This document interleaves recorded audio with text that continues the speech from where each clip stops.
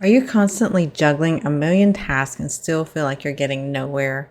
I know this has been top of mind for me lately, and even after 20 years of being in business, I still need to review and refine my productivity habits and systems.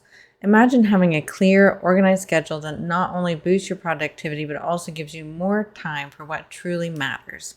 In this episode, I'm discussing the secret weapon that top entrepreneurs use to take control of their time and skyrocket their business success, and how to use it as well, and how I use it to help me. So stay tuned and learn how calendar blocking can transform your chaotic days into productive powerhouses. You won't want to miss this. Welcome to the E-commerce Made Easy podcast. I'm your host, Kiri Saunders. When we started this business, all I had was a couch, a laptop, and a 9-month-old. My main goal? To help others. Now, with over 20 years in the e-commerce building industry and even more than that in web development, I have seen a lot. I love breaking down the hard tech into easily understandable bits to help others be successful in their online business. Whether you're a seasoned e-commerce veteran or just starting out, you've come to the right place. So sit back, relax, and let's dive into the world of e-commerce together.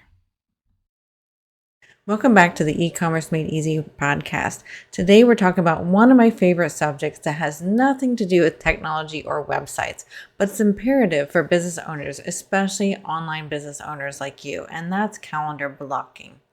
I'm sure you've heard it before, but do you fully utilize it? How can you learn and revise from what has and hasn't worked so far? This is a process I've been working on for several years now, and actually just recently did some more calendar blocking revisions, actually as of just recording this episode a few hours prior. But before we go there, let's back up and make sure we know the definition of calendar blocking in case you haven't just maybe heard of it and not really dug into it and aren't really quite sure exactly what it entails. So at its core, calendar blocking is a time management method where you divide your day into blocks of time, each dedicated to specific tasks or activities. And we'll go into why this is important here soon. So instead of working through a to-do list haphazardly, which is so easy to do, you allocate time and time slots for each task so that you're ensuring that you stay focused as well as being more organized. Have you ever fallen into the to-do list trap of just going through what you think is important at that moment in time? I know I have, and I honestly still do. It's a battle I constantly fight. I'm sure that you will probably run into this as well, and I am definitely a work in progress on this one because it is so easy to fall into a trap of reacting to the inputs that come at you throughout the day. Whether you have a team or don't have a team, there are things that are coming at you all day, whether it's social media dings, whether it's email notifications that are coming in, questions from customers, questions from other people around you. You always are getting, bothered and interrupted. And if we can have a great calendar blocking system, we can start to put some boundaries around that. We're going to talk about that here in a little bit more detail. So with calendar blocking, the aim is to minimize the time you spend reacting to the world around you so that you can get the most important tasks done as well as get them done more efficiently. I know that when I have done calendar blocking and stuck to it well, I feel I get so much more done in my workday. I feel more effective. I feel like I'm getting the more important tasks done. So some of the benefits of calendar blocking is enhanced focus. By dedicating specific time slots to a specific type of task, you're eliminating distractions and focus on one thing at a time. It really helps your focus. It also increases your productivity. Structured time blocks help you make the most out of your day by grouping similar tasks and avoiding procrastination. You kind of get a ball rolling on that group of tasks that are similar, have a similar brain function and need, and it really helps you get the important tasks done. It also helps you do a better work-life balance because whenever you're scheduling both work and personal tasks at the same time, your brain is getting pulled here and there in every different direction. So I actually have a pretty hard rule where I don't really do much, if at all, personal tasks during the day. And if I do, I group them together. And my family knows that. I don't really respond much to text messages unless I purposely am taking a break and looking at my text messages, for example, or anything like that. I really want to make sure that I have a really good work-life balance. And conversely, when I'm at home with my family, I'm at home with my family. I don't generally work when I leave the work day, whether you work from home and it's your work day set off, cut off time, or whether you actually go to the office like I prefer to do. And when you come home, you have that boundary where I only work on work stuff in the evenings or on the weekend if I absolutely have to, if there's something critical a client needs. So you can see here that this can really improve your productivity and your efficiency if you're working on some similar task at the same time. So to implement calendar blocking, we need to do a few things. And I actually just went through these tasks earlier today. First, you need to identify your priorities. So you want to start by making a list of all your tasks. So what I did today is I made a list of all my daily tasks, things I felt like I needed to get done every single day. And then I made a list of things that I felt like I needed to get done weekly. So when I looked back at that list of daily and weekly things, I really scrutinized what I really, really need to do every single day to make sure the business is moving forward and being successful. Then I took those daily tasks and grouped them together. So for example, some daily tasks would obviously be I need to check my email, which I'm honestly good at, but also not good at getting through all my email. So my purpose here is to make sure I'm getting through all my email and making sure I'm responding timely to other people in my email. Sometimes I'll get buried and I get behind on it. And that's one thing I'm really working on. So I grouped in the morning and I made a specific block of time on the morning that is email checking only. It's designed to be specifically for email. I also grouped together some of my common morning routine tasks where I might be checking in with staff, or I might be, doing that quick social media check that I need to do for my business. I might do some journaling during that time in case I feel like I need to, get some creativity and get some thoughts out of my head so I can have an effective day. So I group all these small tasks into a morning routine grouping. And then I've also created time blocks for those weekly things that need to happen. I need to be sending out client proposals regularly. So I put it on my calendar to send that out 4 times a week. And I created a time block on my calendar for that. And then what I plan to do is I plan to take my task management system and use it to assign tasks during those specific time blocks. So I also have time blocks, let me back up a little bit, for client work. And I have time blocks for creating content like I do for this podcast. So what I want to do is I want to take those tasks that I have on my to-do list and put them in the appropriate time slot so that when it's time for content creation, and I've created myself maybe prior some podcast type of content creation tasks or maybe social media tasks, I put those tasks during that time block. That way I know I can ignore that task until the time comes up for me to be doing content creation. And I like to use also some blocks of a buffer block or a break time block. Honestly, I block out a full hour for lunch every single day. 1 full hour. Many times I only take 30 minutes or 40 minutes for a lunch. I do go home or I go somewhere with my husband for lunch, and I think that's really important to go to a different location for lunch. I really strongly believe that sitting at your desk and working through lunch is not the most healthy thing for your brain and for your mental productivity and just for your general health. So I recommend you going somewhere for lunch. So I force myself to go somewhere else for lunch unless it's absolutely critical. Maybe once a month at max, I might sit at my desk and work, but I generally do not do that. It's kind of rare. And so I have a time block for lunch. It's a whole hour long, but you know what? If I get done with lunch and feel recovered and rested in 30 minutes or 40 minutes, I've got 20 more extra minutes that I can do something in my business.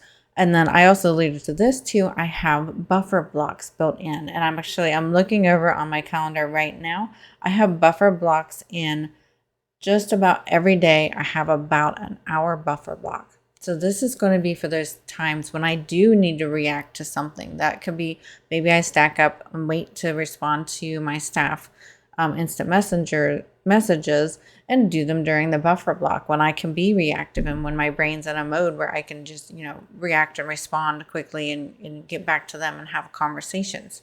So make sure you have some buffer time built in too, because we tend to underestimate our tasks and how long it takes us to do tasks. I know I totally do, and I'm very conscious of this, but it's still hard to allocate the right amount of time for your tasks. And another thing I've done is I've color coded my tasks or my types of blocks. So I have types of blocks that are working in my business and types of blocks where I'm working on my business.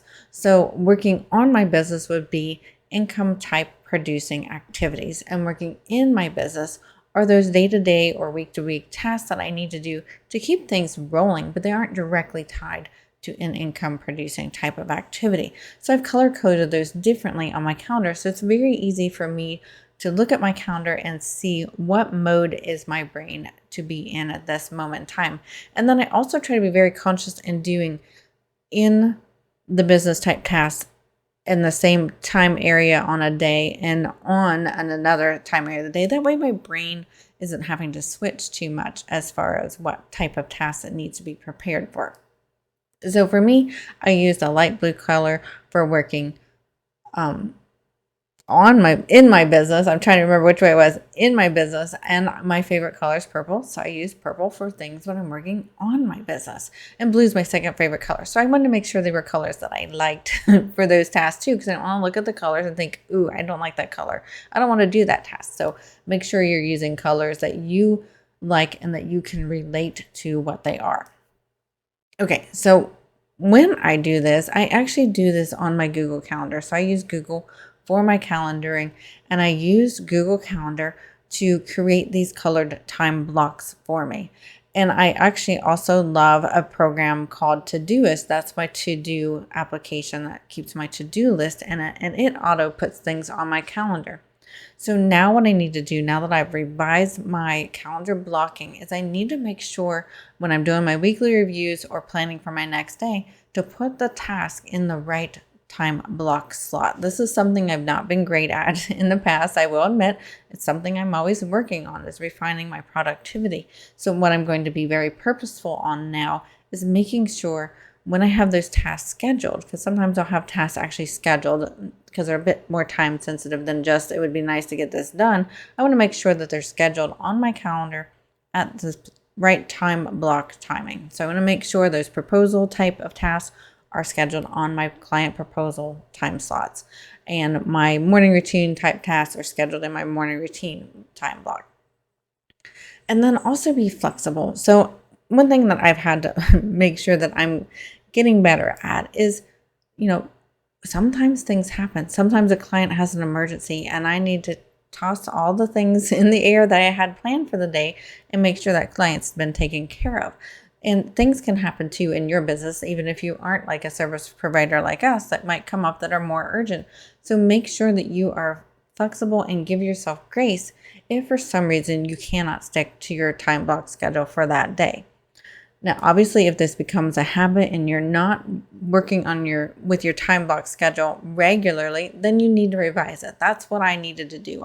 That's why I revised it earlier this morning, is it just wasn't working for me how I had it laid out. So I needed to sit down, recognize that, really pull myself back and think of, how am I working currently now? And when I'm effective, how am I working effectively? And so I try to work with that. I also want to work with my energy. So when you're creating these time blocks, think about your energy. Is your brain much better and more creative in the morning? Or if you're like me, I'm a bit more creative in the afternoon. I'm a night owl, so my brain really starts kicking into the creativity about middle of the afternoon. Think about when you want to have client calls, if you have client calls. Make sure that's in an effective part of the day. Make sure if client calls drain you, like they can, some people, and sometimes they drain me, and sometimes they're so much fun, and I just absolutely enjoy them. Make sure you're putting those client calls in the right appropriate time slot for you, so that if it does, let's say a client calls do drain you, then you might want to consider doing them right before lunch. That way you then have a break at lunch, get your brain refreshed, and you come back fresh to work after lunch. So think about how your brain works too when you're coming up with these calendar blocking times. It's super important. And then lastly, and this is something I'm totally guilty of and needing to work on a lot, is setting boundaries. I tend to be a people pleaser. I tend to want to always help people. So when my staff or customers are asking questions, even if I'm already working on something, I tend to stop and answer them. So make sure you set boundaries, and you guys can message me or email me and see how well. Ask me, hey, Carrie, are you doing good on setting boundaries? Because this is one thing I really need to do to make sure that I'm effective and can help my staff better and not be distracted and not be, juggling and multitasking too many things. So make sure you set boundaries and let others know about your schedule, especially if you're doing something like a power hour where you definitely don't want to be distracted at all. And saying that power hour thing out loud reminded me I didn't get my power hour on my calendar when I was doing this calendar blocking earlier today. So I'm going to make that to be a task after I'm done recording this podcast episode. So think about these things. How can calendar blocking work for you? You want to make sure this is an easy, no-brainer system. The more it is, it's going to be much easier to follow. You're going to be more productive. It's going to be more helpful. You're going to be able to explode your business more because then you're working on the right things, not the most urgent things. Because sometimes the most urgent things aren't really the right things to be working on in your business. It's just a fact that sometimes those urgent things really aren't that urgent. They might seem urgent, but they really aren't. So this can really help you filter through what you're doing and making sure that you are working on the important things, not necessarily just the urgent things that aren't really that important. All right, so that was a lot. That's all I have for this week's episode of the E-commerce Made Easy podcast. Thank you so much for joining me. I love time management and productivity, so I hope you really enjoyed this episode. Be sure to visit our show notes at the ecommercemadeeasypodcast.com. That's ecommercemadeeasypodcast.com. You can also find the show notes on any app that you're listening to. If you're watching on the YouTube video, make sure you hit the subscribe button. And if you're listening on the podcast, make sure you hit that follow button on the podcast app that you are. That way you don't ever miss any of our upcoming episodes. And if you're loving my E-commerce Made Easy podcast, I would be thrilled if you could rate and review us on Apple Podcasts. Your ratings and reviews help us get the word out there better and help more business owners just like you, help you thrive in the online business world. Thank you again for listening, and I'll see you next week.